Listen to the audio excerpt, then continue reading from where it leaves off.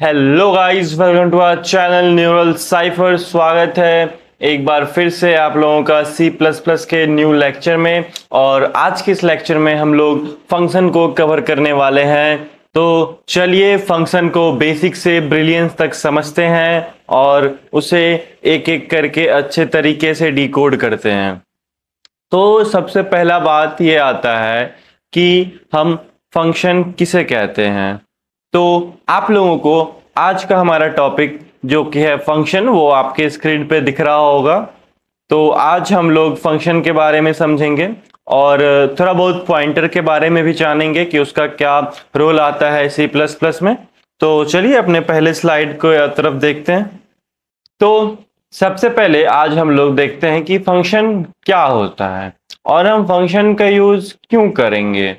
होता क्या है ये फंक्शन आखिरकार। तो इसका डेफिनेशन देखिए, a function is a block of code that perform a specific task. Okay, तो ये एक ब्लॉक ऑफ कोड होता है जिसे कि हम एक कुछ टास्क दे देते हैं और उसे वो परफॉर्म करेगा। आप लोग इतना समझिए। तो मान लीजिए कि एक इंसान है जिसे किसी एक फील्ड में एक्सपर्टीज हासिल है। मान लीजिए वो बहुत बढ़िया वेब डेवलपर है। तो कह सकते हैं आप एक तरह से कि फंक्शन भी हमारा एक इंसान है जिसको कि एक सेक्टर में बहुत अच्छे से काम करना आता है और हमें उस चीज का जब जब भी जरूरत पड़ेगा हम उसे सिंपली कॉल कर लेंगे और बोलेंगे कि भाई तुम ये मेरा काम कर दो। ठीक है, तो ये आपका बेसिक सा नॉलेज था। तो अगला क्वेश्चन लिखा हुआ है कि व्हाई यूज फंक्शन। हम लोग फंक्शन का यूज क्यों करें, आखिर फंक्शन ही क्यों। तो एक तो कि हम फंक्शन के कोड को बार बार यूज कर सकते हैं, बेटर मॉड्यूलैरिटी है और फिर इजी डिबगिंग भी है उसमें और रीडेबिलिटी भी अच्छा होता है। तो मैं जो ये बोल रहा हूं आप लोगों को फंक्शन फंक्शन फंक्शन, मैं आखिर क्या बोल रहा हूं और क्या बोलना चाह रहा हूं। तो बात बात को साइड करते हैं और सीधा अपने वीएस कोड पे चलते हैं। तो सबको ही अपना वीएस कोड खोल लें। तो आज का क्वेश्चन आप लोगों को स्क्रीन पे दिख रहा होगा। ये पहला क्वेश्चन है, write a program to add two number. ये एक बेसिक सा क्वेश्चन है, इसी के मदद से हम लोग फंक्शंस को समझेंगे।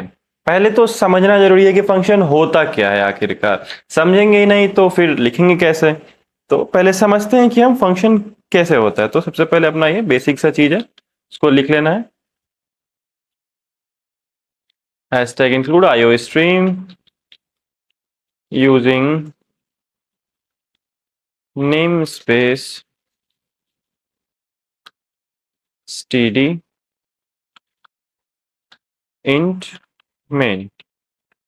ओके, अब हमारा प्रोग्राम है कि दो नंबर का सम हमें करना है। तो चलिए करते हैं। सबसे पहले दो वेरिएबल बना लेते हैं, इंट ए और बी। इसे अब हमें इनपुट लेना है, तो CIN A CIN B input ले लिया। अब हमें सम करना है दोनों का, तो सम को किसी जगह स्टोर कराना होगा, तो इंट C, फिर C में हमें A प्लस B डाल दिए। ठीक है, एक तो ये हुआ। इसमें क्या हो रहा है कि हम बार बार इनपुट लेंगे यूजर से। हम ऐसा नहीं करके ऐसा भी तो कर सकते थे, A = 5 और B = 10। ओके, और फिर यहाँ पे हम अपना प्रिंट करा देंगे जो भी हमारा सम आएगा। तो ये देखिए 15 आ गया। तो ये क्या हुआ, ये सिंपली आपको एक प्रोग्राम है, आप तो समझ ही गए होंगे। यहाँ तक अगर आप लोगों ने मेरा लेक्चर देखा होगा तो आप लोग को समझ आ रहा होगा कि मैं ये कैसे कर पा रहा हूँ सम। तो इसने तो हमें जोड़ के दे दिया और एक फिक्स वैल्यू के लिए इसने सम किया। देखिए 5 और 10 के लिए दोनों का वैल्यू फिक्स है। ए का वैल्यू 5 है, बी का वैल्यू 10 है। मान लीजिए, चलिए मान लेते हैं कि आप एक दुकानदार हैं। ठीक, तो दुकानदार है तो आपको दिन भर जो आप सामान बेचिएगा तो उसका सम करना होगा, आपको हर बार करना होगा और हर बार तो अलग अलग वेरिएबल आएगा। उसमें आप किस चीज का यूज करते हैं जोड़ने के लिए, कैलकुलेटर का यूज करते हैं। तो जो कैलकुलेटर है तो उसमें आप लिखते रहते हैं, आप अपना वेरिएबल डालते रहते हैं और आपको फाइनल आउटपुट दे देता है लास्ट में कि टोटल सम इतना हुआ। 10 रुपए का बिस्किट, 20 रुपए का मैगी, 5 रुपए का कलम, 30 रुपए का कॉपी, 1 किलो आटा, गेहूं, जो भी लिए आप लोग वो सबका सम करके आपको दे रहा है। तो सम सॉर्ट ऑफ कैलकुलेटर के अंदर भी कुछ एक ऐसा फंक्शन लिखा हुआ है कि बस आप उसको इनपुट दे रहे हो और वो सम करते जा रहा है। तो हम लोग को भी कुछ ऐसा ही सोचना है कि हम लोग इनपुट चेंज करते रहेंगे। जैसे कि अभी 5 और 10 के लिए हम लोगों ने देखा तो एक कांस्टेंट था, एक 5 था और एक 10 था। हम लोग सिर्फ 5 और 10 को सम कर पा रहे हैं। अगर मान लीजिए कोई बोले आपको कि 25 16 का सम करके दिखाओ, फिर कोई बोलेगा 1000 और 5000 का सम करके दिखाओ, कोई बोलेगा 1 लाख प्लस 2 लाख 2500 का सम करके दिखाओ, तो ये बिग नंबर्स हैं। चलिए आप लोग इसे जोड़ भी लें, कंप्यूटर भी आपको ऐसे ही जोड़ लेगा, ऐसे डिफाइन कर दीजिएगा ए बी करके। लेकिन आपको अगर एक ही प्रोग्राम में बार बार आपको सम का यूज करना पड़ रहा है, बार बार आपको एडिशन का यूज आ रहा है आपके प्रोग्राम में, जैसा कि मैंने अभी आप लोगों को एग्जांपल दिया कि दुकानदार का, तो उसको बार बार काम पड़ रहा है सम का। तो इसी तरह आपको भी जब काम पड़ रहा हो किसी भी चीज का, एक प्रोग्राम में किसी भी चीज का अगर आपको मल्टीपल टाइम यूज करना हो, तो हम उस केस में एक फंक्शन डिफाइन कर देते हैं। फंक्शन डिफाइन करने से मेरा अर्थ यह है कि हम लोग सिंपली एक फंक्शन बनाएंगे। फंक्शन में क्या फंक्शन कर रहा हूं, तो ये जो इंट मेन है ये भी एक फंक्शन कहलाता है। ये मेन फंक्शन है जिसके अंदर हम अपना सारा बेसिक कोड लिखते हैं। ओके, तो इसी के तरह हम एक और फंक्शन बनाएंगे जिसमें कि हम कोई टास्क उसको डिफाइन करके दे देंगे और उस बेसिस पे वो हमें टास्क परफॉर्म करके देगा और जो भी रिजल्ट हमको उस फंक्शन से चाहिए होगा वो हम उससे एक्सट्रैक्ट कर रहे होंगे। तो चलिए देखते हैं कि किस तरह से हम फंक्शन को बना सकते हैं। तो मैं इन सब चीज को मिटा देता हूं। अच्छा रुको, इसको रहने दो, इसको हटा दो। ठीक है, इस बार हम यूजर से इनपुट लेंगे ए और बी का। तो इनपुट ले लिया यूजर से, तो अब हम सिंपल यहां पे ऐसे मान लो कि A double D add A comma B, तो ये ऐड लिख दिया और पैरेंथेसिस खोल दिया, लगा दिया और उसके बीच में दो वैल्यूज जो ए और बी हम लोग यहाँ पे इनपुट ले रहे हैं वो लिख दिए। अरे भैया ये क्या है, ये तो कुछ नया सा आ गया यार, ऐसा तो सिंटैक्स हमने अभी तक देखा नहीं। तो बेसिकली हम यहाँ पे इस सिंटैक्स की मदद से, ये फंक्शन का सिंटैक्स है जिससे कि हम फंक्शन को कॉल कर रहे हैं। तो फंक्शन को कॉल कर रहे हैं तो फंक्शन बनाना होगा उसके लिए।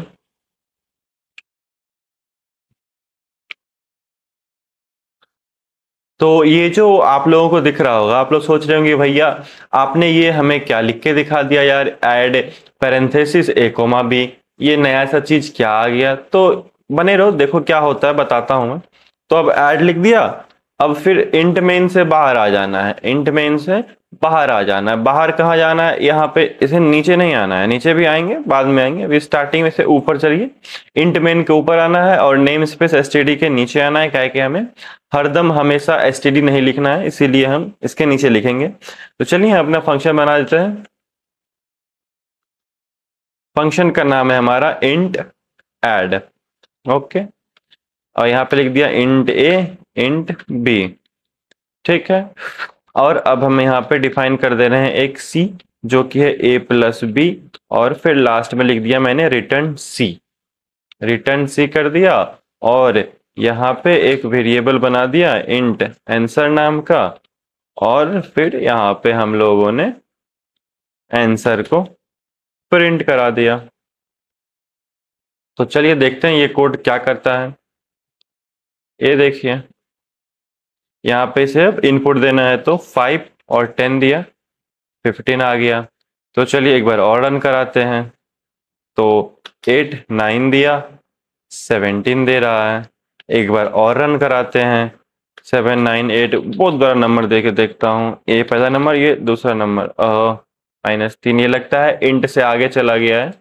इंट का जो मैक्सिमम वैल्यू है वो इसके आगे चला गया, इसलिए मुझे माइनस में यहाँ पे वैल्यू मिल रहा है। अगर किसी को पता हो इंट का मैक्सिमम और मिनिमम वैल्यू क्या है तो वो फटाफट नीचे कमेंट करके बताओ कि इंट का मैक्सिमम और मिनिमम वैल्यू कितना होता है। ओके, तो आप लोगों ने देखा कि यहाँ पर हम लोग बार बार अलग अलग इनपुट डाल रहे हैं और हमको रिजल्ट मिल रहा है, और एकदम एक्यूरेट रिजल्ट मिल रहा है। हमको बार बार हर बार ए को डिफाइन नहीं करना पड़ रहा है, बी को डिफाइन नहीं करना पड़ रहा है, डायरेक्टली हमारा यूजर इनपुट दे रहा है और हमको आउटपुट अपना मिल जा रहा है। तो आखिर ये कैसे हो रहा है? तो चलिए इसको समझते हैं और अपने कोड को उठाते हैं यहाँ से और ले चलते हैं समझने के लिए। तो ये रहा हमारा कोड, और चलिए इसे हम लोग ब्रेक डाउन करते हैं और समझते हैं फंक्शन आखिर काम कैसे करता है। तो आप लोगों को क्वेश्चन स्क्रीन पे दिख रहा होगा, तो चलिए इसे समझते हैं कि ये कैसे काम आखिर कर रहा है फंक्शन का। तो सबसे पहले ये सब तो आप लोग जानते ही होंगे क्या है नहीं है। तो सिंपली हम अपना मेन फंक्शन पे आते हैं। यहाँ पे हमने इनपुट ले लिया ए और बी को, तो आपका दो डब्बा बना यहाँ पे, एक ए नाम का और ये एक दूसरा बी नाम का डब्बा बन गया है यहाँ पे, ठीक है। और यहाँ पे आप लोगों ने लिखा int answer equals to add A B.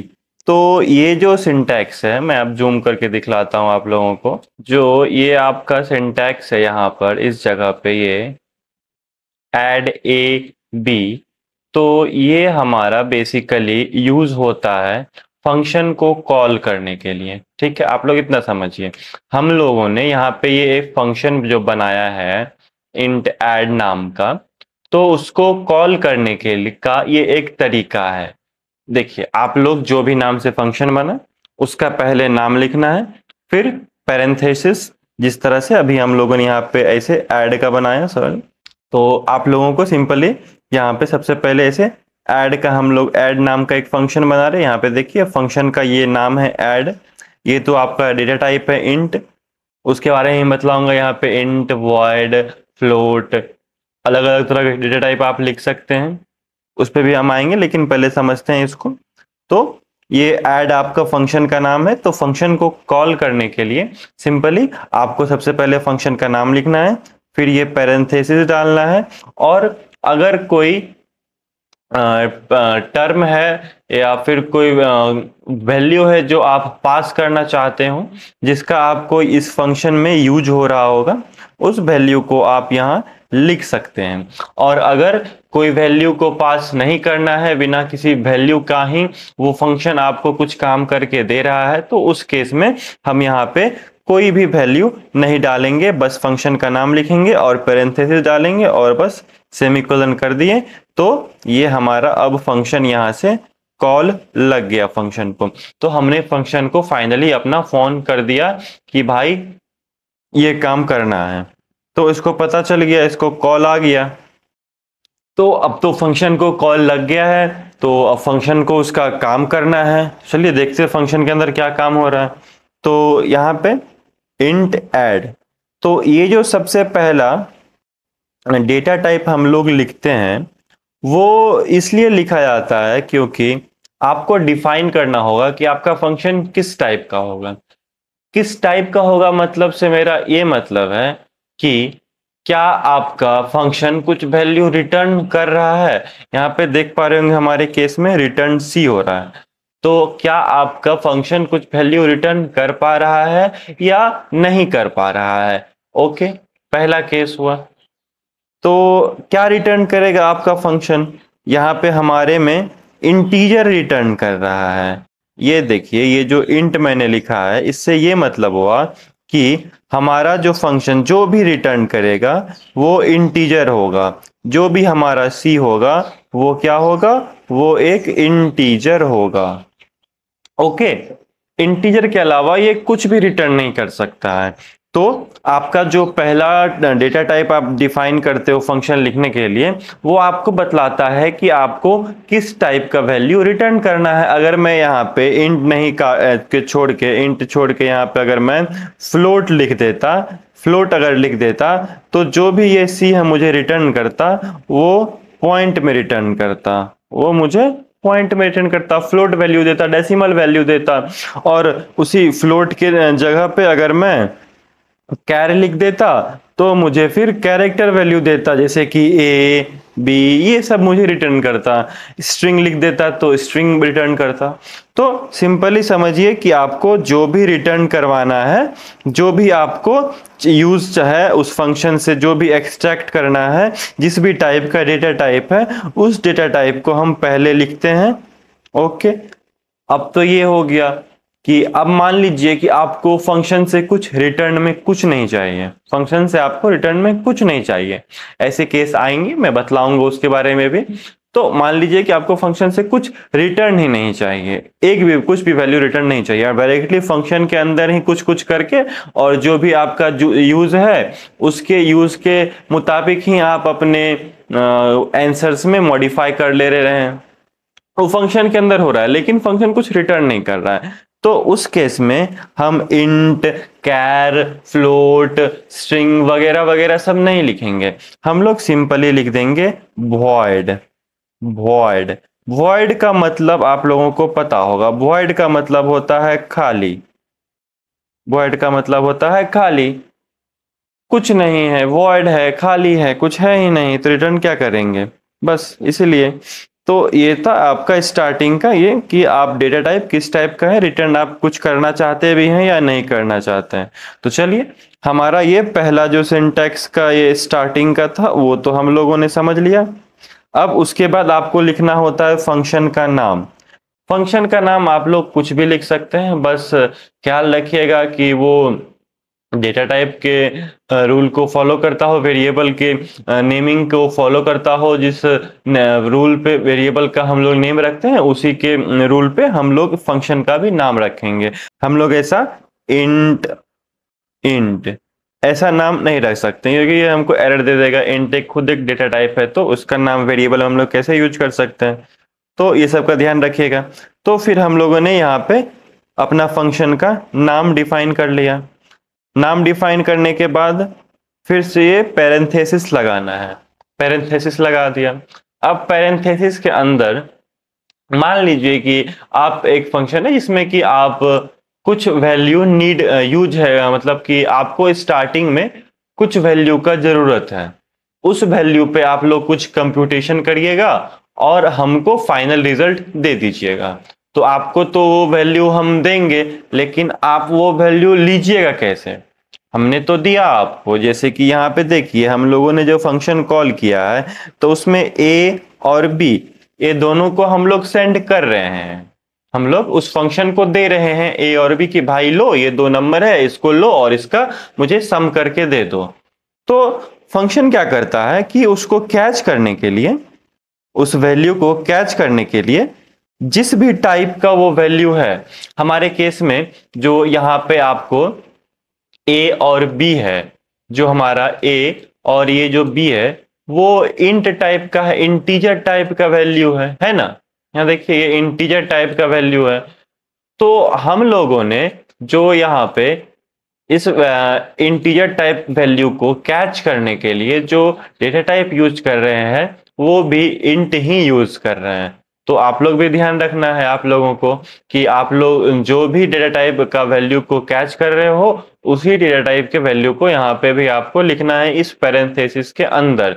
और एक बात देखिए, पहले हम लोग यहाँ पे ए को भेज रहे हैं, ए को सेंड कर रहे हैं यहाँ पर, तो हम लोग इस ऐड वाले फंक्शन के अंदर जब हम कैच कर रहे होंगे तो हम लोग पहले ये जो पहला वैल्यू आप यहाँ पे जो भी लिख दो, अगर आप यहाँ पे ए काट के अगर यहाँ पे बी लिखते हो, अगर आप यहाँ पे बी लिखते हो तो यहाँ पे देखिए कि अगर आप लोग इस जगह पर ए का वैल्यू 5 रखते हैं और वहीं बी का वैल्यू को 10 देते हैं तो ये 5 और 10 तो यहाँ चला गया, लेकिन यहाँ जब आप कैच कर रहे होंगे इस वैल्यू को तो बी में हमारा 5 जाएगा और ए में हमारा 10 जाएगा, क्योंकि हम लोगों ने जो वेरिएबल डिफाइन किया है इंट बी और इंट ए इस फंक्शन के अंदर, तो हम लोग पहले डिफाइन कर दिए। तो इसमें क्या होता है फंक्शन में कि जिस भी वैल्यू को आप पहले भेज रहे हो उसे आपको पहले कैच करना है। जो भी वेरिएबल आप डिफाइन कर रहे हो उसी के ही मुताबिक होना चाहिए। मान लीजिए कि आप लोगों ने दो वेरिएबल भेजा, पहला वेरिएबल भेजा इंटीजर टाइप, दूसरा वेरिएबल भेजा कैरेक्टर टाइप। तो अगर आप फंक्शन में जा करके पहला कैरेक्टर टाइप वैल्यू को कैच कर रहे हैं और दूसरे में इंटीजर टाइप वैल्यू को कैच कर रहे हैं तो वो आपको एरर थ्रो करेगा। तो इस बात का आपको ध्यान रखना है कि जिस भी टाइप का वैल्यू आप भेज रहे हो उसी टाइप से, पहला बात तो ये कि जिस भी टाइप का हम वैल्यू भेज रहे हैं उसी टाइप का हमको हमारा डेटा टाइप यूज करना है। और दूसरा बात, जिस भी सीक्वेंस में हम वैल्यू को सेंड कर रहे हैं फंक्शन में उसी सीक्वेंस में हमको फंक्शन में वैल्यू को लेना है। ओके, समझ गए यहां तक? तो अब हम लोग ये देख लिए कि इंट का क्या काम होता है, ये ऐड क्या है, और ये पैरेंथेसिस के अंदर जो लिखा हुआ है इंट ए इंट बी ये क्या है, कैसे आता है, क्यों है, नहीं है, अगर तो ये सब हम लोग देख लिए। तो चलिए आगे बढ़ते हैं। उसके बाद ये कर्ली ब्रेसेस ओपन करना है और उसके अंदर हम अपना सारा कोड लिख रहे होंगे। तो यहां पर देखिए कि हम लोगों ने इस जगह पे एक वेरिएबल यूज किया हुआ है इंट सी नाम का, जो कि हमें ए और बी को ऐड करके सी में स्टोर कर रहे हैं और लास्ट में लिख दिया रिटर्न सी। तो ये सी हमें इस जगह पे रिटर्न हो जा रहा है। क्या हुआ, जैसे मान लीजिए कि यहां से हम लोग ए का वैल्यू लिए 5, बी का वैल्यू लिए 10, तो इस जगह पे हम लोग उसको कैच कर लिए, ए में 5 और बी में 10 आ गया। अब इसके अंदर घुसे और सी में हम लोग बोल दे कि ए प्लस बी कर दो, 5 प्लस 10 कर दिया और उसको सी में स्टोर करा दो। सी में स्टोर करा दो, ये जो डब्बा जो बनेगा ये सी के डब्बे में 15 जाके स्टोर हो गया। अब उसके बाद हम लास्ट में अपने सी को रिटर्न कर रहे हैं ताकि हम उसका यूज इस जगह पे अपना आंसर को प्रिंट कराने में कर सकें। ओके, तो और एक और बात, रिटर्न कर दिए, ठीक है। अब हम लोग जो यहाँ पर जो वैल्यू को रिटर्न वैल्यू को कैच कर रहे हैं वो इस आंसर नाम के वेरिएबल में हम लोग स्टोर करा रहे हैं। तो हमको ये भी ध्यान रखना होगा कि जिस टाइप का वैल्यू हमें रिटर्न हो रहा है हमें उसी टाइप का डेटा टाइप का यूज करना है। यहाँ पे इंटीजर वैल्यू रिटर्न हो रहा है तो हम यहाँ पे इंटीजर वैल्यू में ही उसे स्टोर करा रहे हैं और बाद में उसे प्रिंट करा रहे हैं। तो ये था फंक्शन कि फंक्शन क्या होता है और कैसे होता है, यूज कैसे हम लोग उसे करते हैं, उसके अंदर क्या क्या है। तो ये तो आप लोग समझ गए। अब हम लोग मान लीजिए इसी फंक्शन में आपको अलग अलग जगह पे बोल दिया जाए कि इस दो नंबर का एडिशन करके दो हमको, तो सिंपली आप एडिशन को कॉल करिएगा, ADD ऐड लिख करके और पैरेंथेसिस ओपन करना है और उसके अंदर वो दोनों नंबर को जस्ट सेंड कर देना है। तो हमारा फंक्शन कॉल हो जाएगा और हमारा आउटपुट हमें मिल जाएगा। तो ये था फंक्शन के बारे में कि फंक्शन क्या होता है। तो चलिए आगे देखते हैं क्या क्या है हमारे स्लाइड्स में। और आज तो ये सब हम लोगों ने देख लिया। Function is a block of code that performs a specific types और व्हाई यूज फंक्शन, आप लोगों को अभी तक समझ आ गया होगा। चलिए आगे बढ़ते हैं। आगे क्या है देखिए, ये भी सिंटैक्स ऑफ फंक्शन है, मैंने तो बता दिया आप लोगों को। रिटर्न टाइप जो कि हमारा सबसे पहले में डिफाइन होता है, जो कि हम अभी इंट लिए हुए थे। उसके बाद ये फंक्शन का नेम, उसके बाद पैरामीटर्स, अगर है तो, नहीं है तो फिर कोई काम नहीं है इस पैरामीटर का, है तो ठीक है, नहीं है तो भी ठीक है।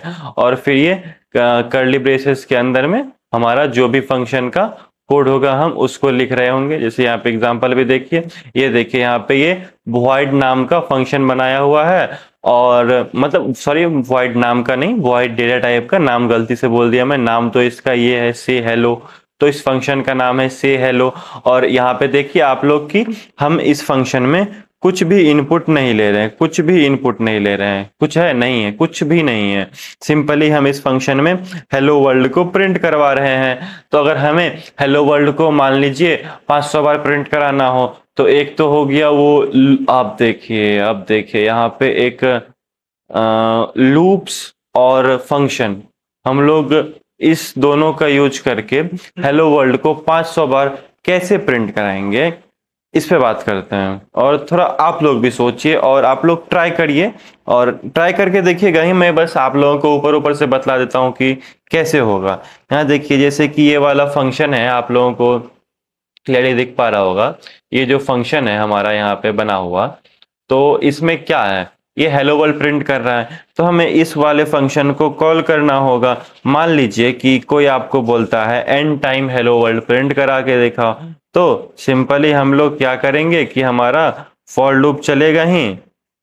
तो फॉर लूप में 1 से n तक हम लूप चला देंगे और हर बार हम इस वाले फंक्शन को कॉल कर लेंगे, तो हमारा सिंपली हेलो वर्ल्ड प्रिंट हो जाएगा n टाइम। तो यही था, समझ गए। सिंपली वॉइड का भी आप लोगों का पता चल गया, वॉइड से क्या हो रहा है। आगे बढ़ते हैं, क्या है। अब आता है टाइप्स ऑफ फंक्शन। फंक्शंस के कुछ टाइप्स हैं। पहला है प्री डिफाइंड फंक्शन और दूसरा है user defined function. Pre defined function हम उसे कहते हैं जो कि पहले से डिफाइंड है सी प्लस प्लस में। पहले से डिफाइंड का क्या मतलब है भैया? पहले से डिफाइंड का मतलब है कि सिंपली आप उसे यूज करें, जैसे कि इंट मेन, ये हमारा मेन फंक्शन है, इसी के अंदर हम सारा अपना कोड लिखते हैं। मेन कोड सारा इसी के अंदर लिखा जाता है। तो उसी तरह और भी इसको प्री डिफाइंड फंक्शन को हम लाइब्रेरी फंक्शन भी बोलते हैं। इसके कुछ कुछ एग्जांपल्स भी हैं, जैसे कि देखिए, मिटा देता हूं मैं, आप लोगों को अच्छे से दिखेगा ताकि, हाँ। तो ये देखिए, जैसे कि ये SQRT, फिर ये पैरेंथेसिस, ABS पैरेंथेसिस, पाव पैरेंथेसिस, सील पैरेंथेसिस। एक बात बताइए, क्या आप लोगों को इन सारे जो लाइब्रेरी फंक्शंस हैं इनमें कुछ कॉमन दिखा? अगर नहीं दिखा तो कोई बात नहीं, मैं दिखाता हूं। ये देखो, ये जो पैरेंथेसिस है ये सब में है, ये सब में है, हर एक फंक्शन में पैरेंथेसिस है। इसका क्या मतलब हुआ भैया? इसका ये मतलब हुआ कि हमारा वो सब फंक्शन कहलाएगा, इनबिल्ट फंक्शन कह लो या फिर, हाँ अभी फिलहाल प्री डिफाइंड फंक्शन पे बात कर रहे हैं तो उसी का बात करते हैं। ये जितना भी हमारा प्री डिफाइंड फंक्शन है, अगर जिस भी सिंटैक्स के अंदर अगर आपका पैरेंथेसिस आ जा रहा है तो वो एक फंक्शन कहलाएगा। सिंपल सा बात है। जैसे कि आप यहाँ पे देखिए SQRT है, ABS। चलिए एक दो को ट्राई करके देखते हैं। तो चलिए हम लोग अपने कुछ इनबिल्ट फंक्शंस को ट्राई करते हैं। तो सबसे पहला फंक्शन है int m equals to SQRT of a, SQRT of a. तो हम लोगों ने तो ये फंक्शन लिख दिया। अब जिस तरह देखिए कि आप मान लीजिए ये फंक्शन को हम यहाँ पे ऐसे कमेंट डाउन कर दें, तो ये देखिए यहाँ पे तो एरर आ गया ना, क्योंकि हम लोग यहाँ पे फंक्शन को कॉल तो कर रहे हैं लेकिन फंक्शन तो डिफाइन किया ही नहीं, तो एरर तो आएगा। उसी तरह यहाँ पे भी देखो, यहाँ पे भी एरर आ रहा है। SQRT नामक जो फंक्शन है उसमें भी ये दिखा रहा है आइडेंटिफायर SQRT इज अनडिफाइंड, ये डिफाइन ही नहीं है, तो इसको डिफाइन करना पड़ेगा। डिफाइन कैसे करेंगे? दरअसल SQRT एक इनबिल्ट C++ फंक्शन है, तो उसके लिए आपको एक हेडर फाइल को इंक्लूड करना होगा। हेडर फाइल से मतलब है मेरा ये हैशटैग इंक्लूड, जो हम यहाँ पे IO स्ट्रीम कर रहे हैं, ये भी एक हेडर फाइल है। कमेंट करके बताओ इससे हम लोग क्या इंक्लूड करते हैं। तो इसके लिए हेडर फाइल है C मैथ। ओके, तो इसे इंक्लूड कर लिया और अब हम लोग इसे यहाँ पे प्रिंट करा देते हैं। तो देखते हैं क्या प्रिंट होके देता है मुझको ये। तो ए को चलिए मान लेते हैं 9 और इसको मान लेते हैं 6। तो ये 153 प्रिंट करके दिया। 153 बोले तो 15 आपका आंसर का और फिर जा करके 3 आपका स्क्वायर रूट का। 9 का स्क्वायर रूट तो 3 ही होगा ना भाई, बताओ। ये देखो फिर से दिखाता हूं, 9 6, ये देखो 15। पहले तो हम लोग यहाँ पे सिंपली सम प्रिंट करा रहे हैं तो 15 दे रहा है, और यहाँ पे जो हम लोगों ने स्क्वायर रूट सेंड किया है। ये SQRT से आप लोग किसी भी नंबर का स्क्वायर रूट फाइंड कर सकते हैं कहीं भी।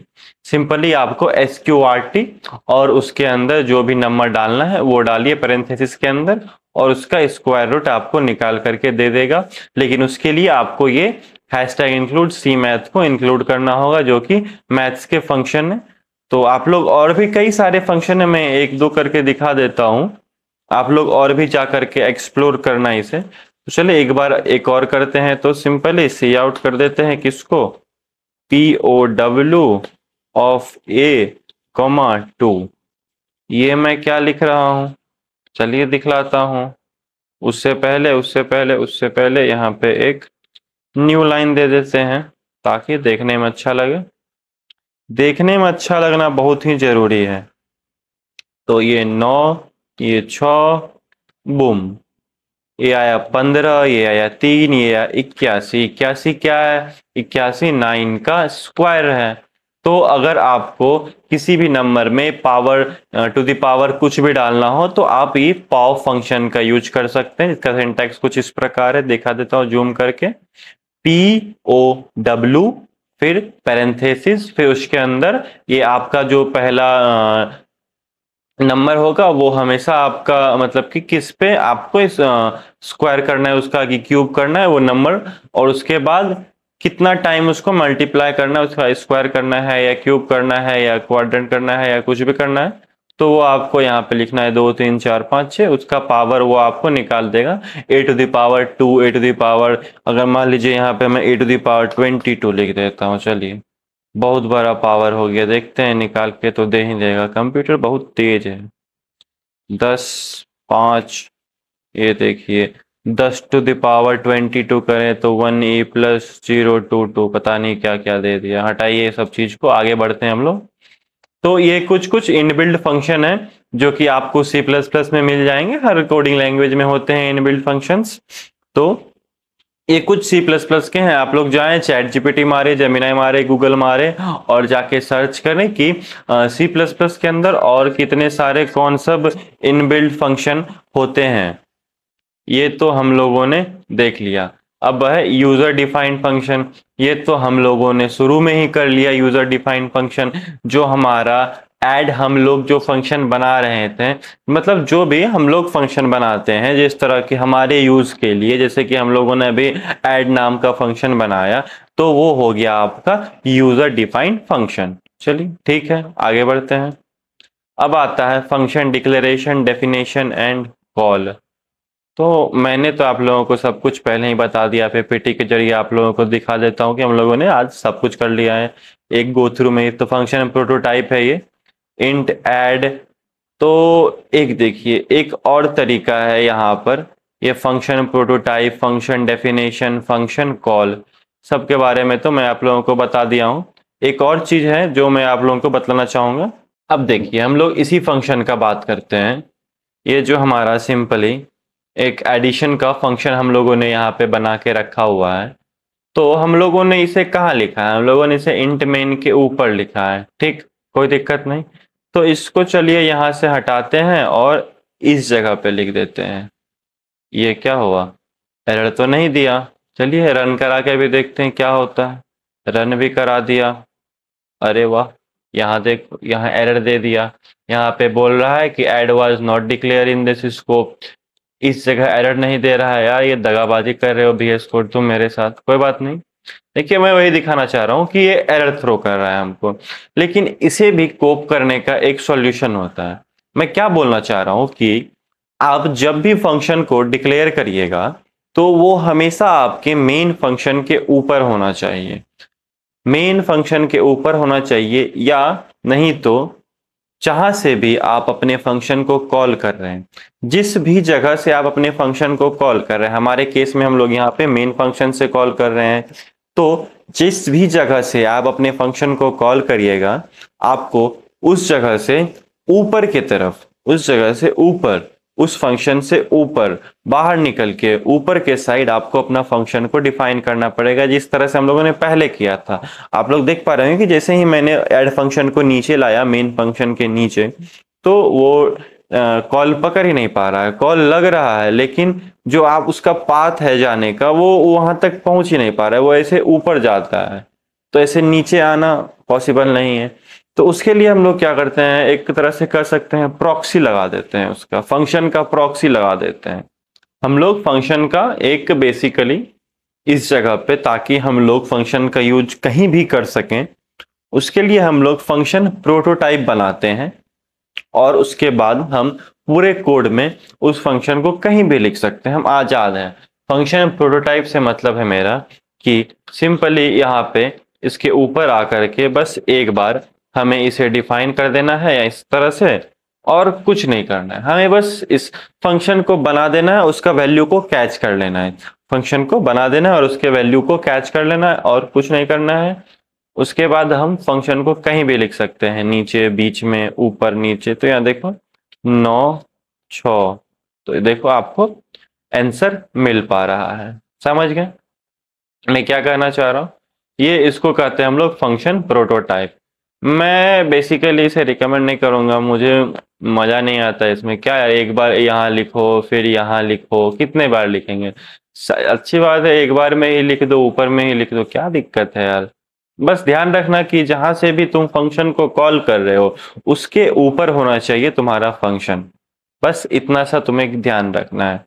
चलो आगे बढ़ते हैं। तो ये पेज हमारा हो गया।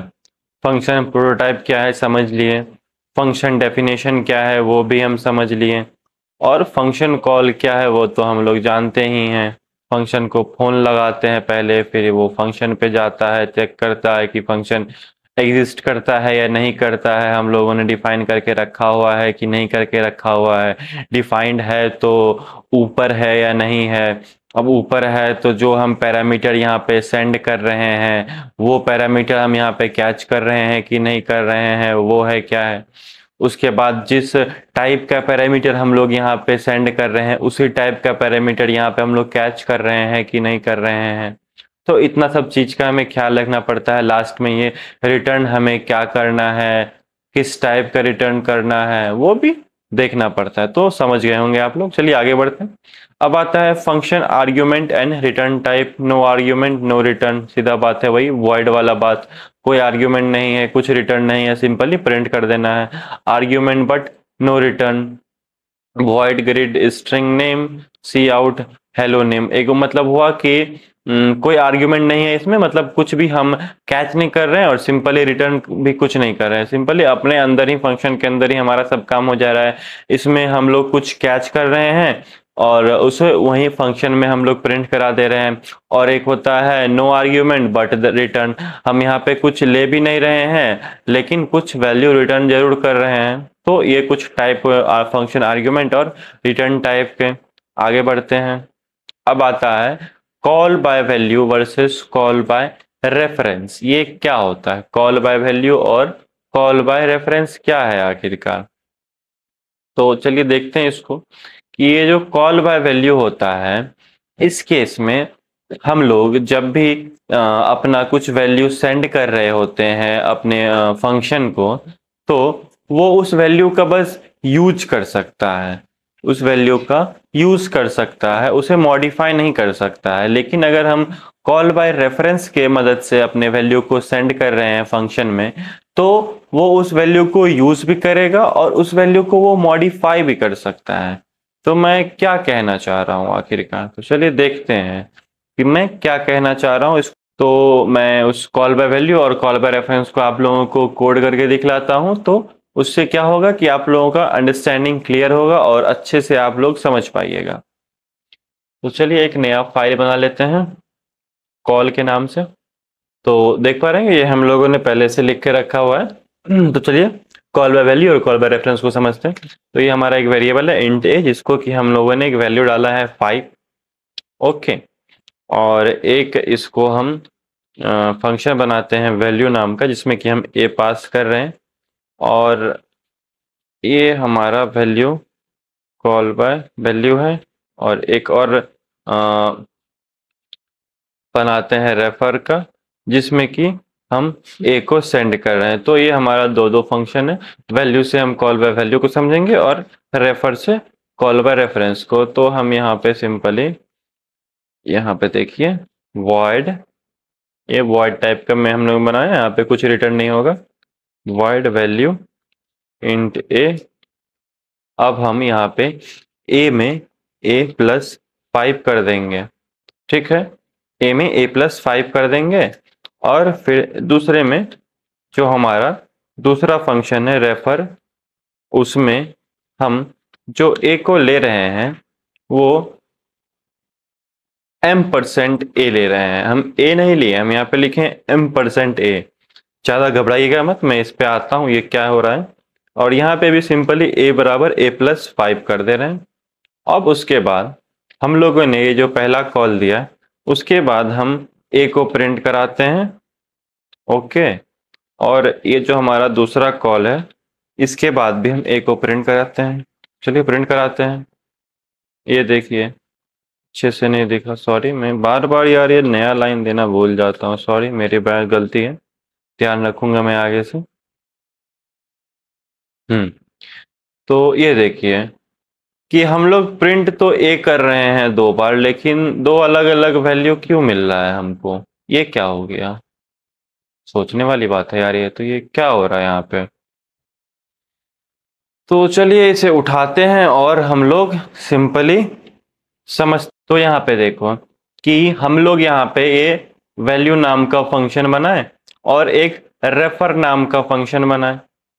वैल्यू से हम लोग पास बाय वैल्यू कर रहे हैं। पास बाय वैल्यू से मेरा कहने का मतलब हुआ कि हम लोगों ने यहाँ पे ए को सेंड किया हुआ है, ए को सेंड किया हुआ है, और हम ए का वैल्यू को सिंपली इस वैल्यू नाम के फंक्शन में यूज कर सकते हैं। जहां भी यूज करना हो वैल्यू के अंदर हम यूज कर सकते हैं। यहाँ पे अगर आप इस जगह पे जो हम यहाँ पे a = a+5 है हमारा, इसके बाद अगर a को आप प्रिंट कराइएगा तो वो आपको 15 ही प्रिंट होगा, 15 में बोल रहा हूँ सॉरी, 10 प्रिंट होगा, क्योंकि हमारा a5 है तो 10 प्रिंट होगा। लेकिन हम इस जगह पे करवा रहे हैं प्रिंट a का वैल्यू इस फंक्शन को कॉल करने के बाद, तो a का वैल्यू तो 5 ही रह गया। बात तो सही है, 5 ही रहेगा, क्योंकि हम लोगों ने चेंज तो किया नहीं, हम लोगों ने बस वैल्यू पास किया। पास बाय वैल्यू नाम से ही क्लियर है, हम लोग बस यहाँ पे वैल्यू पास कर रहे हैं, उस वैल्यू का फंक्शन यूज करेगा। और आपका जो फाइनल मेन वैल्यू है, ये जो आपका ए नाम का डब्बा है, ये जो ए नाम का डब्बा यहाँ पे बना हुआ है, इसमें 5 हमेशा रहेगा पास बाय वैल्यू में। भलो ये अपने ए को उस फंक्शन के अंदर एक नया डब्बा बना करके उसमें 15 स्टोर कर लेगा, लेकिन जो ओरिजिनल डब्बा था जिसमें ए का वैल्यू 5 स्टोर था वो हमेशा 5 ही रहेगा। लेकिन वहीं दूसरी तरफ जब हम लोग पास बाय रेफरेंस करते हैं, पास बाय रेफरेंस कहने से मेरा मतलब ये है कि हम लोग जहां पर जहां पर ये ए स्टोर है मेमोरी में, जो आपका लैपटॉप पीसी जो भी आप लोग यूज कर रहे होंगे, तो उसके मेमोरी में जिस भी जगह पे आपका ए नाम का डब्बा स्टोर होगा उस जगह का हम लोग एड्रेस भेजते हैं, हम लोग एड्रेस को सेंड कर रहे थे।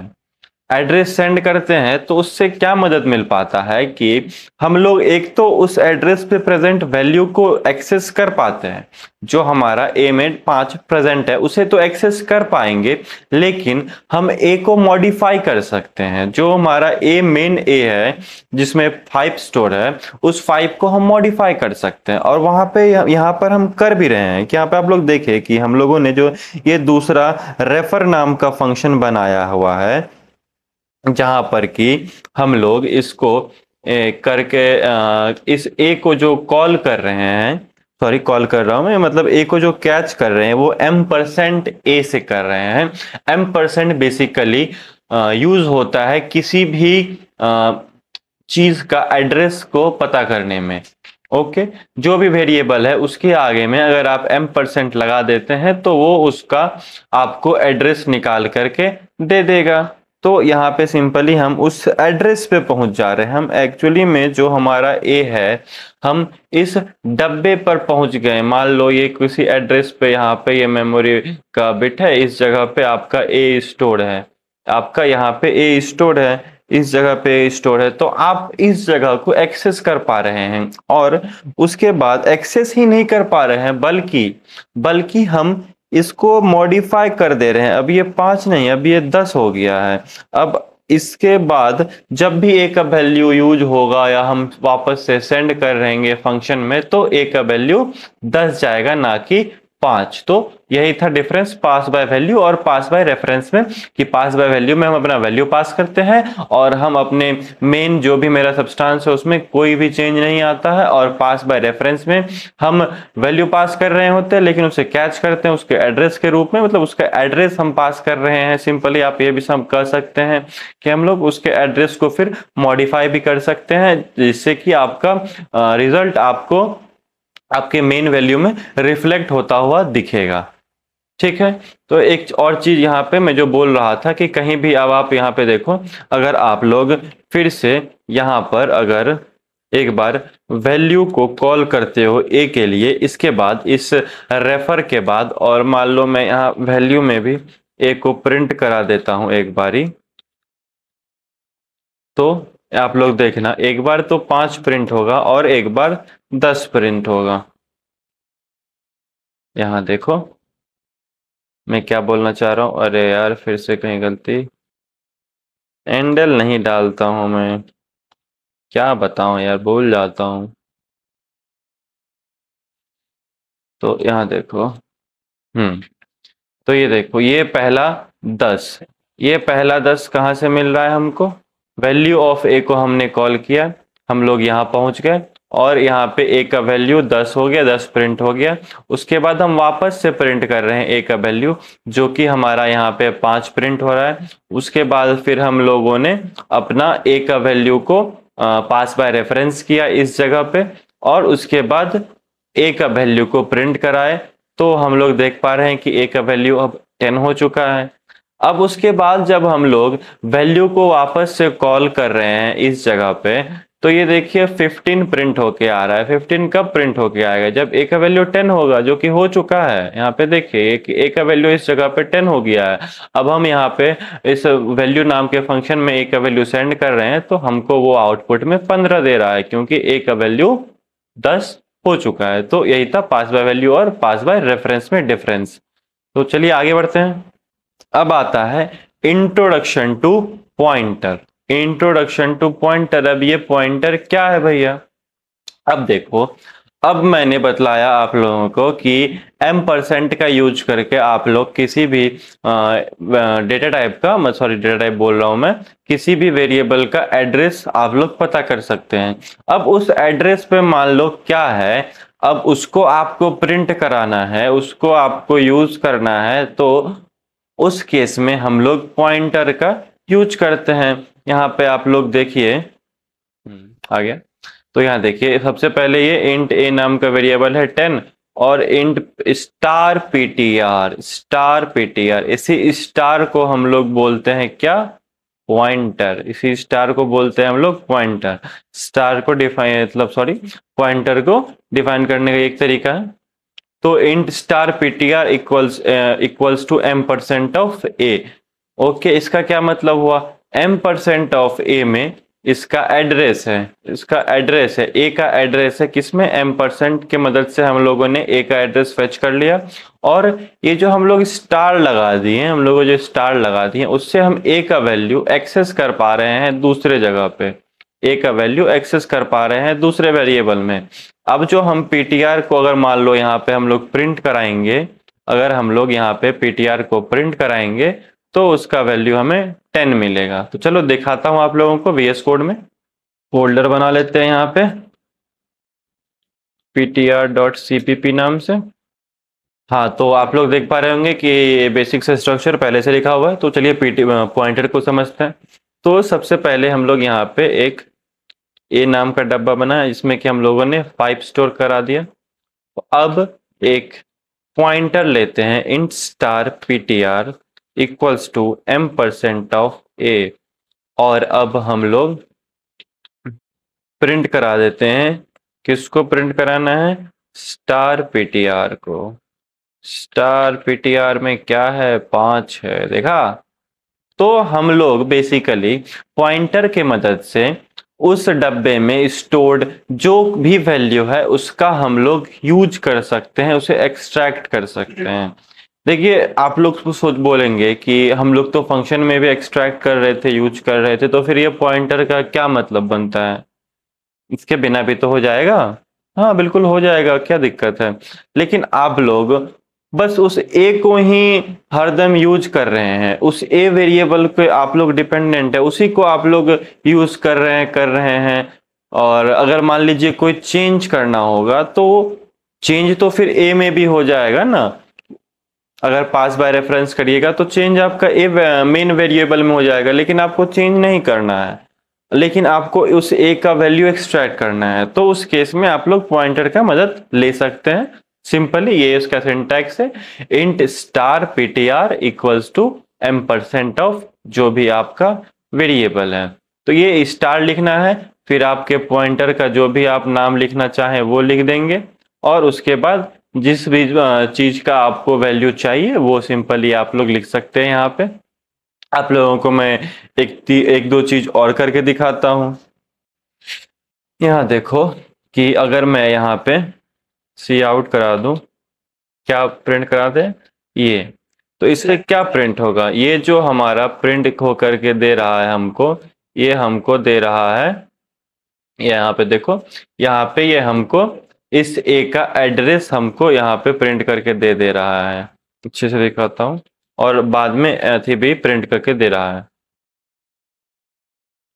हाँ, तो यहाँ देखो ये हमें पहले तो ये ए का एड्रेस हमें दे रहा है, जो कि मेरे लैपटॉप में कहाँ पे ए प्रेजेंट है, किस जगह पे, ये उसका एड्रेस है और ये ए का वैल्यू है। तो देखा, तो इससे ये ए का एड्रेस आता है, और इस पॉइंटर की मदद से हम ए का वैल्यू को एक्सट्रैक्ट कर सकते हैं। और एक और है, और वो क्या है, एक और चीज है, ये देखो अगर हम यहाँ पे m% ऑफ ptr करके देखते हैं क्या देता है ये हमको। यहाँ पे इसने फिर से हमें एक एड्रेस दिया है, वो एड्रेस ptr का है। तो समझ गए होंगे आप लोग पॉइंटर क्या होता है, पॉइंटर का हम लोग यूज कहाँ करते हैं। पॉइंटर का यूज एक बार फिर से बता देता हूँ मैं। पॉइंटर का यूज हम लोग तब करेंगे जब हमारे मेन वैल्यू में कोई छेड़खानी नहीं करनी है, और लेकिन हमें उस वेरिएबल का वैल्यू को यूज करना है, तो हम उस केस में पॉइंटर के मदद से उस वेरिएबल के वैल्यू को हम उस मतलब कि समझिए कि यहाँ पे हम लोग एड्रेस ला रहे हैं, सिर्फ हमारे पास एड्रेस है, m% ए आपका एड्रेस है, लेकिन उस एड्रेस के अंदर क्या छिपा हुआ है, क्या बैठा हुआ है उस एड्रेस के अंदर, उसको एक्सट्रैक्ट करने के लिए हम लोग पॉइंटर का यूज करते हैं। सिंपल सी बात है ये। तो ये पॉइंटर तो हो गया इंट्रोडक्शन टू पॉइंटर। अब पॉइंटर के कुछ ऑपरेशन है, ये एड्रेस है उसका बता ही दिया, एड्रेस पता करके देता है, और ये डी रेफरेंस ऑपरेटर है जो कि आपको एड्रेस के अंदर क्या छुपा बैठा है उसको निकाल करके देता है। यहाँ देखो x10 int star ptr equals to and x और सी आउट ptr। तो चलिए ये भी हो गया, आगे बढ़ते हैं। पॉइंटर एंड फंक्शन, तो वही passing argument by reference using pointer. Pointer जिस तरह से हम लोग m% पास कर रहे थे, मतलब m% के मदद से हम लोग कैच कर रहे थे, उसी तरह से इंट स्टार ptr से सिंपली हम लोग यूज कर उसे कैच कर लेंगे। और एक बात का ख्याल रखना है कि हम लोग जब भी उस वेरिएबल का यूज करेंगे तो हरदम हमें ये स्टार को लगा कर ही रखना है। मैं दिखा देता हूँ हाईलाइट करके, ये जो स्टार यहाँ पे है वो हमेशा यूज करना की, इस स्टार के साथ जो भी आप अपना नाम रखें पॉइंटर का उसको हरदम इसी तरह से लिखना है। ये देखिए यहाँ भी देख पा रहे होंगे स्टार ptr लिखा हुआ है, यहाँ भी स्टार ptr लिखा हुआ है। ठीक है, आगे बढ़ते हैं फिर। अब ये है एक नाम है फंक्शन ओवरलोडिंग। ये फंक्शन ओवरलोडिंग क्या है? फंक्शन ओवरलोडिंग बेसिकली आपको एक पावर डिफाइन कह सकते हैं एक तरह से, कि आपको एक ताकत देता है जिसमें कि आप लोग एक सेम नाम का मल्टीपल फंक्शन बना सकते हैं, लेकिन और उसका यूज भी कर सकते हैं, लेकिन उस सेम नाम के फंक्शन में पैरामीटर्स अलग होने चाहिए। अगर किसी में एक वैल्यू आप पास कर रहे हैं, किसी में दो वैल्यू पास कर रहे हैं, किसी फंक्शन में वैल्यू ही पास नहीं कर रहे हैं, तो डिफरेंट डिफरेंट फंक्शन बना सकते हैं सेम नेम का। लेकिन बस एक दिक्कत है उसमें कि आप लोग दिक्कत नहीं बोलूंगा मैं इसे, कि आप ख्याल रखना अगर आप लोग सेम नाम का फंक्शन बना रहे हैं तो जो भी पैरामीटर्स आप लोग पास कर रहे हैं तो वो अलग अलग होना चाहिए हर केस में। अगर किसी में इंट कैर फ्लोट इस टाइप से पास हो रहा है तो किसी में फिर कैर इंट फ्लोट ऐसे पास होगा, तो अलग होना चाहिए उसका पैरामीटर जो पास हो रहा है, वो सब अलग होना चाहिए। इसका मैं ज्यादातर यूज करता नहीं हूँ, आपको भी वही बोलूंगा यूज करने, और ये सही भी नहीं है यार, एक ही नाम का तुम हजारों फंक्शन बना रहे हो, अच्छा नहीं लगता है देखने में कोड। और फंक्शन हमेशा उसी नाम का बनाना है जिस काम के लिए हमें बोला जा रहा है। जैसा कि मैंने स्टार्टिंग से बोला हुआ है कि वेरिएबल का नाम वहीं पर रखना है, वैसा ही रखना है जैसा हमें काम है। अब ये आता है एक रिकर्जन, ये एक पूरा अलग सा टॉपिक है, तो इसके लिए हम लोग एक अलग से वीडियो बनाएंगे। छोटा सा आप लोगों को इसको दिखा देता हूँ, जो जो लिखा हुआ है इसमें। डेफिनेशन क्या है कि फंक्शन कॉलिंग इटसेल्फ, इतना आप लोग समझ के रखो, इस पे रिसर्च करो, जाओ देखो रिकर्जन क्या है, पढ़ो उसके बारे में। मेरा वीडियो आने से पहले आप लोग उसके बारे में नॉलेज लेके बैठे रहो, ताकि मैं जो वीडियो में बताऊं तो आपको अच्छे से और समझ में आए। तो ये डेफिनेशन है रिकर्जन का बेसिकली, फंक्शन कॉलिंग इटसेल्फ, इसको हम लोग आगे देखेंगे। ये कुछ उसके कोड है, इसके बारे में भी हम लोग आगे चर्चा करेंगे। तो अब हम लोग अपने लेक्चर के एंड में आ गए हैं, तो लेक्चर खत्म करें उससे पहले कुछ क्वेश्चंस कर लेते हैं, और फिर उसके बाद अगले दिन हम इस टॉपिक को एक्सप्लोर कर रहे होंगे, रिकर्जन को।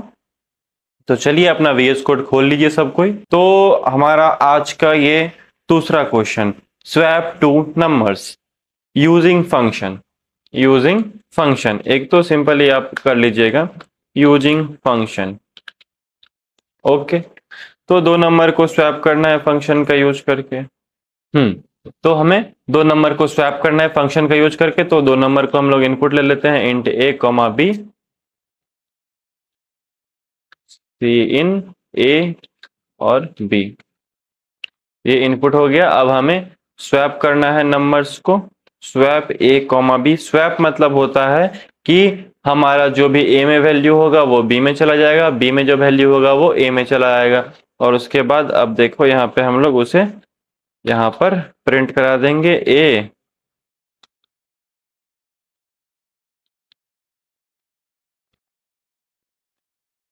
और इससे पहले भी मैं यहाँ पर एक बार प्रिंट कर लेता हूँ ए को, स्वैप करने से पहले और स्वैप करने के बाद। ठीक, चलिए कोड लिखते हैं हम इसका स्वैप का। हम लोगों ने यहाँ पे फंक्शन को कॉल कर लिया, अब फंक्शन लिखा जाएगा, अब void स्वैप।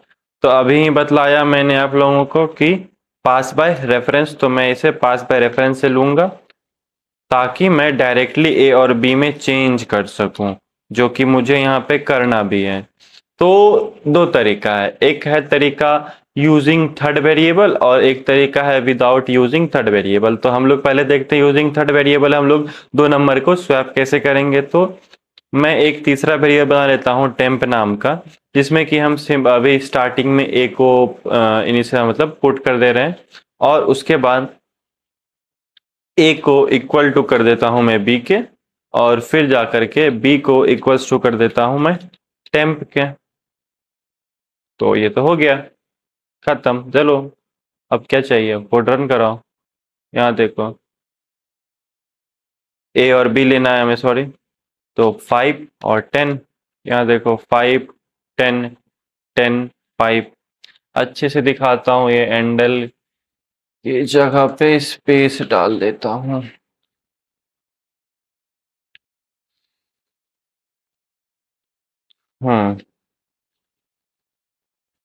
ओके, यहाँ देखो रन करते हैं और यहाँ डालते हैं 5 10।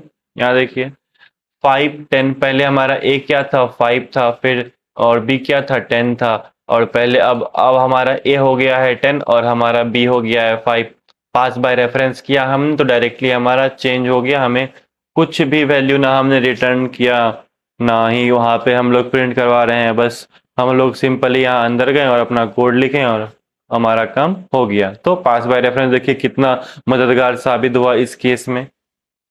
तो यहाँ पे क्या हो रहा है सर, आप लोग कुछ कुछ कोड लिख दिए बोल दिए हो गया, ऐसे नहीं होता ना। तो चलो आओ समझाता हूँ कि इस कोड में आखिर हो क्या रहा है। तो यहाँ देखो कि यहाँ पे क्या हो रहा है। सबसे पहले तो ये अब तो समझ गए होगे कि हम लोग ए बी को इस जगह पे सेंड कर रहे हैं और यहाँ पे हम लोगों ने पास बाय रेफरेंस किया है, तो जो भी हम लोग चेंज करेंगे ए और बी में वो आपको रिफ्लेक्ट होता हुआ दिखेगा आपके मेन ए और बी में। तो चलिए, तो हमें स्वैप करना है। किसको स्वैप करना है यहाँ दिखाओ, बताता हूँ मैं, आओ यहाँ देखो ए को और बी को। हमारा अभी ए में वैल्यू है 5 और बी में वैल्यू है 10। तो हमको इसको स्वैप करना है। स्वैप करने का मतलब कि ए में अब वैल्यू हो जाना ये चाहिए 10 और बी में वैल्यू हो जाना चाहिए 5। तो वो हम कैसे करेंगे, तो हम लोगों ने एक फंक्शन बनाया हुआ है उसमें। तो उसके अंदर क्या हो रहा है कि हम लोगों ने सबसे स्टार्टिंग में एक टेम्प वेरिएबल डिक्लेयर किया हुआ है। टेम्प वेरिएबल मतलब कि टेम्पररी वेरिएबल। ओके, मान लो एक ये वेरिएबल है जिसको हमने डिक्लेयर किया, जिसके अंदर की हम लोगों ने ए को स्टोर करा लिया। ए स्टोर हो गया अब हमारा। अब देखो, अब हमें क्या करना है कि उल्टा करना है। तो ए इक्वल टू बी, इस जगह पे हम ए में बी का वैल्यू स्टोर कर रहे हैं। कि क्या कर रहे हैं कि ये जो हमारा पहले ए का डब्बा था और ये हमारा बी का डब्बा है और ये हमारा अभी टेम्प का डब्बा है। टेम्प का डब्बा को मैं इधर बना देता हूँ, आप लोगों को दिखा नहीं होगा मेरे फोटो के वजह से। तो ये लो, यहाँ पे मैं टेम्प का डब्बा बना देता हूँ यहाँ पे। हाँ, यहाँ पे ये रहा मेरा टेम्प का डब्बा। ओके, तो सबसे पहले टेम्प वाले डब्बे में क्या गया, ए गया। तो ए का क्या वैल्यू था, 5 था। तो टेम्प के डब्बे में मेरा 5 स्टोर हो गया। अब जो हमारा ए का डब्बा था जिसमें कि हमारा 5 था और बी का डब्बा जिसमें कि हमारा 10 था, तो अब हम लोगों ने यहाँ पे लिख दिया कि a इक्वल्स टू बी। तो अब a इक्वल्स टू बी हो गया, तो b में जो भी वैल्यू है वो a में आ गया। a इक्वल्स टू 10 हो गया अब। तो अब देखो a इक्वल्स टू 10 तो हो गया, अब लेकिन b को भी तो a करना है। तो हम b को a करने के लिए टेम्प का यूज करेंगे, क्योंकि हमने स्टार्टिंग में ही a का वैल्यू को टेम्प में स्टोर करा के रख दिया था। तो सिंपली हम लोग क्या लिख दिए, b इक्वल्स टू टेम्प। तो ये जो आपका कंप्यूटर है ये टेम्प के पास गया, पूछा कि तुम्हारे अंदर क्या वैल्यू है, ये बोला 5 है मेरे अंदर। तो ये वैल्यू बी को असाइन कर दिया। तो आप देख पा रहे हैं कि ए और बी का वैल्यू हमारा यहाँ पे स्वैप हो गया और फिर हम वहां पे इसको प्रिंट कर दिए ए और बी को। तो समझ गए कि हम लोग कैसे इसे स्वैप करते हैं। तो एक और तरीका है स्वैप करने का, चलो मैं उसे भी बतलाता हूं। अब एक दूसरा तरीका है 2 नंबर को स्वैप करने का। पहले तरीके में हम लोग एक एक्स्ट्रा वेरिएबल का यूज कर रहे थे, इस दूसरे तरीके में हम लोग कोई भी वेरिएबल का यूज नहीं करेंगे। ओके, इससे मेरा क्या मतलब है, कोई भी वेरिएबल का यूज नहीं करेंगे। इससे मेरा ये मतलब है कि हमारे पास जो 2 वेरिएबल दिया हुआ है, एक ए जिसका की वैल्यू है 5 और एक बी जिसका की वैल्यू है 10, हम लोग इन दोनों का ही यूज करेंगे और बाकी किसी भी वेरिएबल का यूज नहीं करेंगे। तो कैसे करेंगे, तो देखो हम लोग पहले एक ए को क्या कर लेंगे कि ए को हम लोग ऐसे लिखेंगे ए प्लस बी। ए को हम लोगों ने लिखा ए प्लस बी। इसका क्या मतलब हुआ कि अब हमारे ए में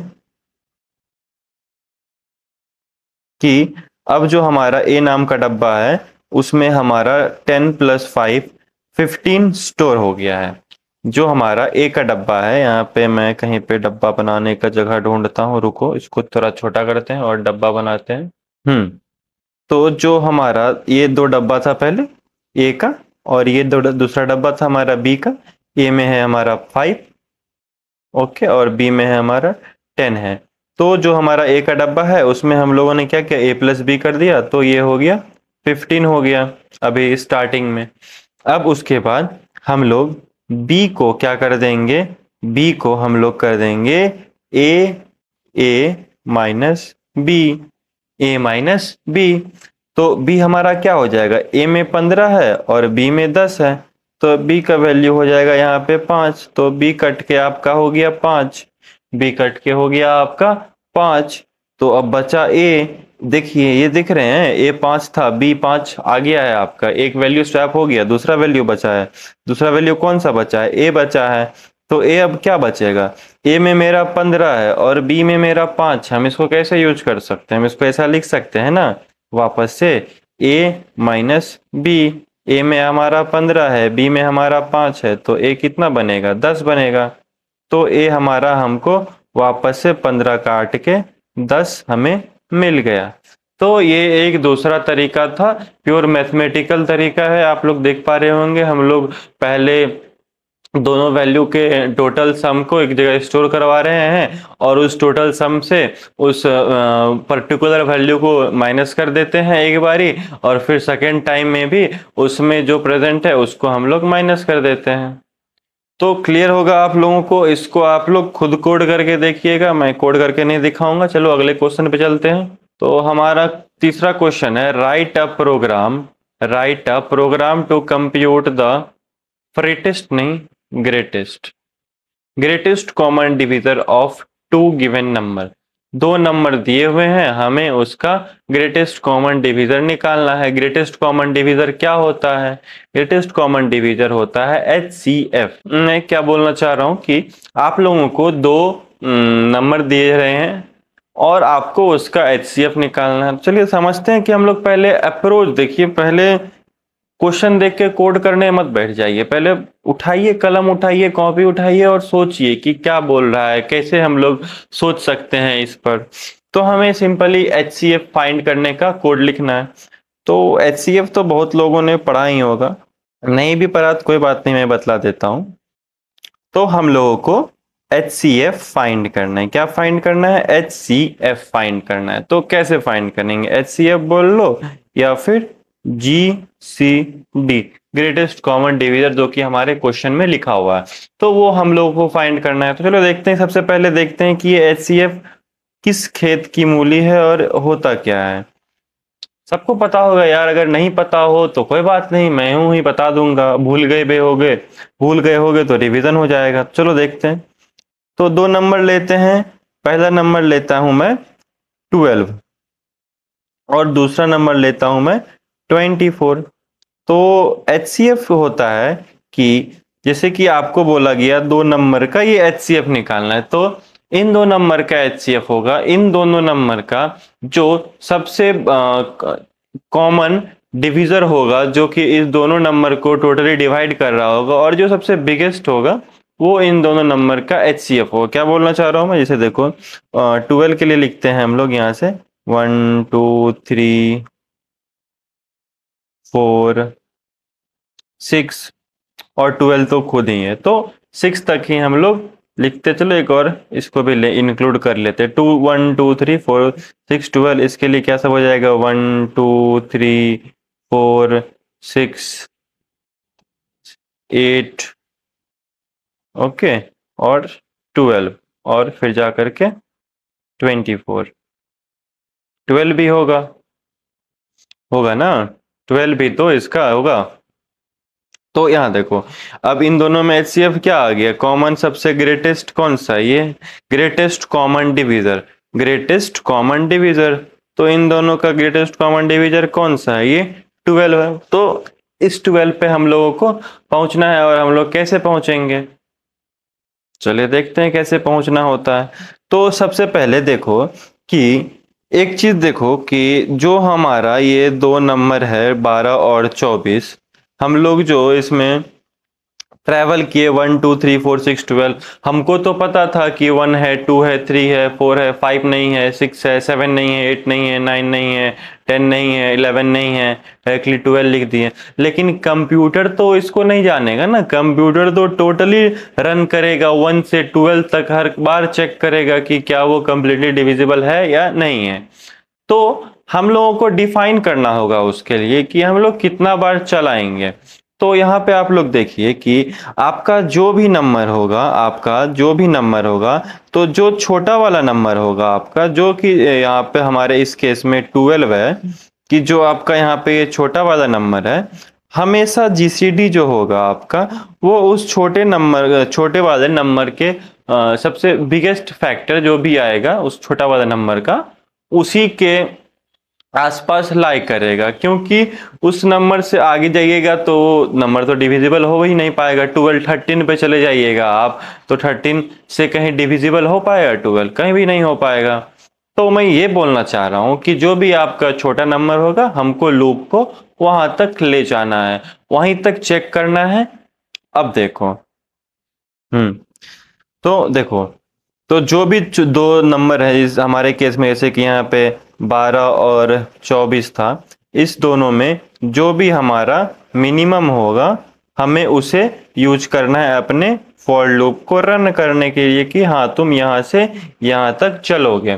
तो जो भी हमारा इस दोनों में से मिनिमम देगा, तो हमें यहाँ से एक चीज पता चला कि हमें मिनिमम का जरूरत पड़ेगा। तो हमें मिनिमम का एक फंक्शन बनाना पड़ेगा जिसमें कि हम लोग दो नंबर में से मिनिमम कौन सा है उसे फाइंड करेंगे। अब हमारे पास मिनिमम आ गया, कहाँ तक लूप चलेगा वो हमें पता चल गया। अब यहाँ देखो, अब हमें फाइंड क्या करना है कि जो दोनों नंबर से डिविजिबल हो जाए। तो यहाँ देखो कि जो हमारा ये 12 और 24 है, अगर हम इसको आगे से चेक करना चालू करें कि हमारा लूप जो होगा वो अगर 1 से चालू होगा, जो मैं बोल रहा हूँ कि अगर जो हमारा लूप होगा मैं 1 से स्टार्ट करूंगा और मान लो मिनिमम तक चला रहा हूँ, तो मुझे इस आगे से जाना होगा 1 2 3 4 5 6 7 इस तरह से ट्रेवल करना होगा। मैं क्या बोल रहा हूँ कि इस तरह से आगे जाना होगा, जैसे कि इसका इसका इस 12 का होगा ना 1 2 3 4 8, सॉरी 8 बोल रहा हूँ मैं, 6। तो इसी तरह ट्रेवल करेंगे हम। पहले 1 के लिए चेक करेंगे दोनों के लिए, फिर 2 के लिए चेक करेंगे दोनों के लिए कि दोनों से डिविजिबल है या नहीं, फिर 3 के लिए चेक करेंगे, फिर 4 के लिए चेक करेंगे, फिर 5 के लिए चेक करेंगे, फिर 6, फिर 7, फिर 8, फिर 9, फिर 10, फिर 11, फिर 12 जो कि हमारा लास्ट है। और हम लोग एक लंबा लाइन क्रॉस करके जा रहे हैं, मतलब 1 से 12 तक चेक कर रहे हैं और हमें हमारा आंसर एकदम एंड में मिल रहा है। तो इससे हम लोगों को एक चीज हिट करना चाहिए कि अगर जब हमको आंसर हमारे एंड में ही मिलेगा, हमेशा वो बड़ा ही होगा, स्टार्टिंग का कुछ नंबर होने का कम ही चांस होता है दो में। तो हर दिन हमेशा हमें पीछे से मिल रहा है, तो क्यों ना हम लूप भी पीछे से चलाएं। 12 से 1 के लिए चला देंगे लूप, तो हमें इस केस में तो पहले बार में ही जब i का वैल्यू 12 हुआ तो देखा कि वो दोनों से हमारा डिविजिबल है और सबसे ग्रेटेस्ट भी है, सबसे ग्रेटेस्ट भी है क्योंकि हम लोग पीछे से आ रहे हैं। तो आपको जो भी नंबर पहला मिला कॉमन दोनों में, वो आपका सबसे पहला नंबर होगा जो कि सबसे बड़ा होगा। सॉरी, पहला नंबर बोल रहा हूँ, मतलब कि आप देखो कि आप लोग दो, जैसे कि यहाँ पे दो है, 12 है और 24 है, आप लोग पीछे से आ रहे हैं। पीछे से आने का मेरा मतलब कहने का ये हुआ कि आप लोग उल्टा चल रहे हैं, ऐसे चल रहे हैं 12 11 10 9 8 7 इस टाइप से। तो इस रन में आपको जो भी पहला डिविजिबल नंबर मिलेगा आपको सिंपली वही आपका ग्रेटेस्ट कॉमन डिविजर कहलाएगा। और वहीं अगर आप स्टार्टिंग से लूप चलाते हैं, ऐसे 1 2 3 4 5 6, तो जो आपका लास्ट एलिमेंट मिल रहा होगा, लास्ट कॉमन एलिमेंट जो कि दोनों से डिवाइड करेगा, वो आपका जीसीडी कहलाएगा। तो वो तो ज्यादा रन में आप लोगों को दौड़ना पड़ जाएगा, लेकिन यहाँ पे छोटे में ही काम चल जा रहा है, तो हम लोग लूप को उल्टा चला देंगे उस केस में। तो ये भी समझ गए कैसे निकालना है जीसीडी क्या होता है। चलो कोड करके दिखाता हूँ, और कैसे लूप लिखना है ये भी बतला दिया, सब तो बता ही दिया। तो चलिए हम लोग अपना क्वेश्चन को सॉल्व करते हैं। सबसे पहले दो नंबर को इनपुट लेना है, तो दो नंबर बना लिए। दो नंबर को हम लोग इनपुट ले लेते हैं, सी ए और बी को। उसके बाद जा करके हम लोग एक फंक्शन बनाते हैं GCD नाम से, जिसमें कि हम अपना ए और बी को पास करेंगे और ये हमको हमारा आंसर ला करके देगा कि हमारा कितना है हमारा HCF इस दो नंबर का। तो हमें एक कुछ रिटर्न करना है इसमें, तो इसीलिए हम लोगों ने इंट टाइप का बनाया है और इंट ही रिटर्न करना है हमको यहाँ पे। तो ये दो नंबर को हम लोगों ने कैच करा लिया। अब हमें एक फॉर लूप चलाना है। फॉर लूप कहाँ से चलेगा? पीछे से चलेगा। पीछे से कहने का मेरा मतलब क्या है कि जो भी इन दोनों नंबर में मिनिमम होगा उसके लिए, ये यहाँ पे मैं मिनिमम ऑफ ए और बी, ये सी प्लस प्लस का इनबिल्ट फंक्शन है जिसके लिए कि आपको एक हेडर फाइल इंक्लूड करना पड़ेगा जिसका कि नाम है हैशटैग एल्गोरिदम। इसको इंक्लूड करिएगा तो आप सिंपली इस तरह से मिन ऑफ ए बी जो भी दो नंबर है उससे आप लोग दो नंबर का मिनिमम फाइंड कर सकते हैं। उसके बाद फिर आई कहाँ तक चलेगा, आई हमारा ग्रेटर देन होना चाहिए 1 से, फिर आई माइनस माइनस। उसके बाद इसमें हमारा चेक होगा कि if A modulo I equals to if A modulo I equals to 0 and B modulo I equals to 0 है क्या, मतलब दोनों कंप्लीटली डिविजिबल है क्या दोनों नंबर। तो हाँ, अगर ऐसा है तो सिंपली हम लोग आई को रिटर्न कर देंगे। अगर मान लीजिए कि आप लोगों को पूरा लूप चल गया लेकिन हमें कोई भी दोनों के बीच में कॉमन डिविजर नहीं मिला तो हम लोग सिंपली 1 रिटर्न कर देंगे, क्योंकि 1 तो होता ही है सबका कॉमन डिविजर। और हम लोग यहाँ पे अपने आंसर को प्रिंट करा लेते हैं, देखते हैं कि हमें हमारा आंसर मिलता है या नहीं मिलता है। तो चलिए रन करा दिया मैंने और ये देखिए 12 और 24 डाला तो ये देखो 12 हमें हमारा HCF मिल गया। चलो ठीक है, अगले क्वेश्चन की ओर आगे बढ़ते हैं। तो ये है हमारा अगला question, print the factorial of a number. तो एक नंबर है उसका हमें फैक्टोरियल प्रिंट कराना है फंक्शन के मदद से। तो फैक्टोरियल क्या होता है, फैक्टोरियल क्या होता है कि जैसे फैक्टोरियल आप लोग पढ़े होंगे अपने 9th-10th क्लास में कि किसी भी नंबर का हमें अगर फैक्टोरियल निकालना होता है, इन केस हमें अभी 5 का फैक्टोरियल निकालना है तो उसका फैक्टोरियल होगा 5 इंटू 4 इंटू 3 इंटू 2 इंटू 1। मतलब कि 5 से लेकर के 1 तक उसका जितना भी मल्टीप्लाई में आएगा ना, एक एक करके 5 गुना 4 गुना 3 गुना 2 गुना 1, हमें हर नंबर को मल्टीप्लाई करते जाना है जब तक कि हम 1 तक नहीं पहुंच सके, वो उस नंबर का हमें फैक्टोरियल निकाल करके दे देगा। तो इस केस में हमारा यहाँ पे हो जाएगा 5 चौके 20, 20 तिया 60, 60 दूनी 120 और ये हो जाएगा हमारा 121। तो ये हमारा 5 का फैक्टोरियल हो गया। तो अब हमें इस फैक्टोरियल को कैसे निकालेंगे, तो देखो हम यहाँ पे क्या कर रहे हैं, हम यहाँ पे बेसिकली देखा जाए एक बार तो 5 4 3 2 1 एक तरह से बोला जाए तो हम लोग 5 से या जो भी हमारा नंबर है वहां से हम लोग 1 तक ट्रेवल कर रहे हैं, 1 तक ट्रेवल कर रहे हैं। तो इस तरह से ट्रेवल करने के लिए हम लोग किस चीज का यूज करते हैं, हम लोग लूप का यूज करते हैं। तो हम लोग यहाँ पे भी लूप का यूज करेंगे। लूप का यूज कैसे करेंगे, यहाँ देखो कि अगर हम लोग मान लो कि नंबर से अपना स्टार्ट करते हैं या फिर आप लोग उल्टा भी स्टार्ट कर सकते हो, 1 से स्टार्ट कर सकते हो। मैं यहाँ पे नंबर से स्टार्ट करूंगा तो नंबर से स्टार्ट करेंगे और एक एक पीछे चलते रहेंगे और तब तक लूप को चलाएंगे जब तक कि हमारा 1 हिट नहीं हो जाएगा। 1 हिट हो जाएगा तो वहां पे हम लोग लूप को ब्रेक कर लेंगे और अपने आंसर को किसी एक वेरिएबल में स्टोर करा लेंगे और लास्ट में उसे हम प्रिंट करा देंगे। तो चलिए करते हैं। तो हम सबसे पहले एक नंबर लेते हैं, उसको हम लोग इनपुट ले लेंगे। उसके बाद हम उसको यहाँ पे एक फैक्टोरियल नाम के फंक्शन में भेज देते हैं। भेज दिया हमने, अब यहाँ देखो भेज दिया तो अब हम यहाँ पे एक void नाम का फंक्शन बनाते हैं क्योंकि हम यहीं पे प्रिंट करा देंगे इसको। तो ये हमारा कैच आ गया नंबर का। तो अब इसका फैक्टोरियल निकालना है, फैक्टोरियल निकालना है तो कहीं पे स्टोर कराना होगा। तो एक बना लेते हैं FAC नाम से एक वेरिएबल जिसमें कि स्टार्टिंग में हम लोग 1 डाल देते हैं, क्योंकि 0 नहीं डाल सकते हैं क्योंकि हम लोग यहाँ पे मल्टीप्लाई कर रहे हैं। अगर 0 डाल दिया तो किसी नंबर को 0 से मल्टीप्लाई करोगे तो वो तो 0 हो जाएगा, इसलिए हम लोग यहाँ पे इस केस में 1 से इसको इनिशियलाइज कर दिए फैक्टोरियल को। ठीक है, उसके बाद चलिए लूप को स्टार्ट करते हैं। तो हम लोग लूप को चलाएंगे कहाँ से कहाँ तक, इंट i इक्वल्स टू आपका जो भी नंबर है और वहां से लेकर के आपका i हमेशा बड़ा बराबर होगा किसके, 1 के, और फिर i को 1 से घटाते जाना है।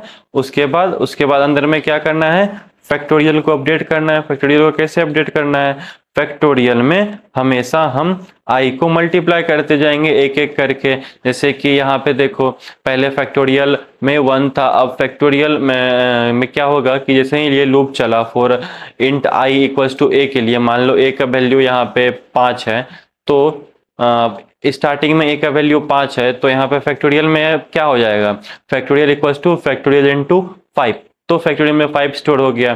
फिर जब यहाँ पे i माइनस माइनस हुआ और i का वैल्यू यहाँ पे 4 होगा, तो फिर यहाँ पे फैक्टोरियल में क्या हो गया, फैक्टोरियल में तो 5 पहले से स्टोर था, तो 5 गुना 4 20 हो जाएगा फैक्टोरियल में। फिर उसी तरह 3 के लिए होगा, तो 5 चौके 20 दिया 60 हो जाएगा फैक्टोरियल में। फिर 2 के लिए होगा, फिर 1 के लिए होगा, और हमें हमारा 121 सॉरी मैं 121 में ऐड कर दिया था, 120 हमें हमारा आंसर मिल जाएगा। ओके, तो ये हमें हमारा आंसर मिल गया। तो लास्ट में हम इसको प्रिंट करा देते हैं। ये लो प्रिंट करा दिया। तो चलो नंबर डालो 5, ये देखो 120 आ गया ना फैक्टोरियल किसी भी नंबर का फंक्शन की मदद से। चलो नंबर डालो 45, 45 का फैक्टोरियल 0, क्योंकि ये इतना लंबा नंबर को मल्टीप्लाई नहीं कर पाएगा, इंट से ये बाहर चला गया इसीलिए 0 दे दिया।